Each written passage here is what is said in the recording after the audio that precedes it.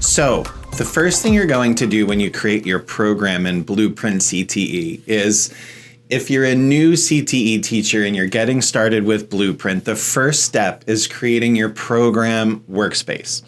So simply put, this is where everything from your curriculum will live. Now, when you log in, you're going to land on My Programs page. Think of this as your home for all of your programs, right?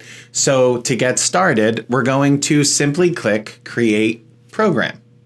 Now, as you get into this, it's going to give you or ask you to write a program name. So it's pretty simple. Think of it as like your graphic design or automotive technology or culinary arts or whatever program it is that you're teaching. And then simply put, once you save it, Blueprint creates a program workspace where all of your planning is going to happen.